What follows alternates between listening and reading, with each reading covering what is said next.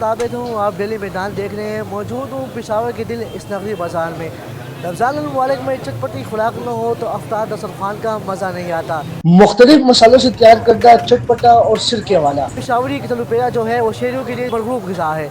इस हवाले से शहरी क्या कहते हैं, आइए जानते हैं।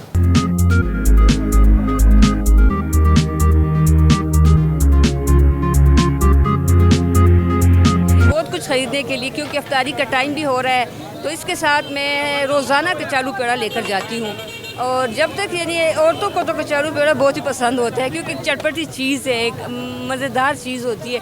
तो मैं ये लेकर जाती हूँ। जब तक कि मेरा बेटा ना हो, दस्तरखान पे ना हो, तो मेरा बेटा खाना भी नहीं खाता। अच्छा, ये बताएं कि ये बनता कैसे है, कुछ पता है आपको? जी, बनता तो ये है, ये कचालू होते हैं, इसको उबाल लेते हैं, फिर छील कर इसको पीस कर लेते हैं, फिर इस पर ये मसाला डालकर रख देते हैं, तो उस तक ये नरम भी हो जाते हैं और टेस्टी भी हो जाते हैं। तो ये बहुत मज़ेदार चीज़ है, सबको खाना चाहिए। देखिए, अफ्तार जब आता है ना रमज़ान में, जहाँ आलू पकौड़े समोसे वगैरह होते हैं, तो उसके साथ चटपटी चटनी वगैरह और कचालू पेड़ा होना ज़रूरी है। उसके बगैर आपके दस्तरखान अधूरा है। तो जैसे ये ना हो तो उसके बाद उस आलू पकौड़े खाने का मज़ा नहीं आता।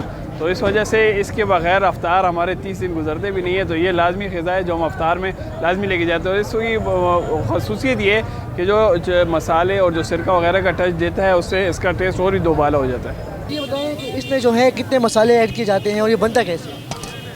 ये भाई मेरे ये कचालू जो है ना, जैसे आलू जोशाते हैं लोग पानी में, ये इसको हम जोशाते हैं, इसको सफ़ा करके काट कर और फिर मिर्च और नमक डालकर और सिरका डालकर इसको रलाकर ये बन जाते हैं। इसके लिए फिर चटनी बनाते हैं, सलाद बनाते हैं, और मसाला का करम है, चलता है ये काम। ये बताएं कि ये जो है कितनी देर में तैयार किया जाता है और किलो किस तरह फ़रोख्त हो रहा है?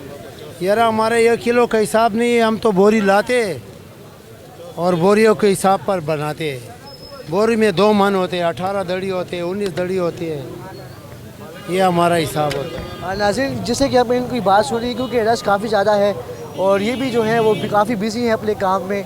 मुलाकात होगी अगले प्रोग्राम में। अपना बहुत ख्याल रखिएगा। अल्लाह हाफ़िज़।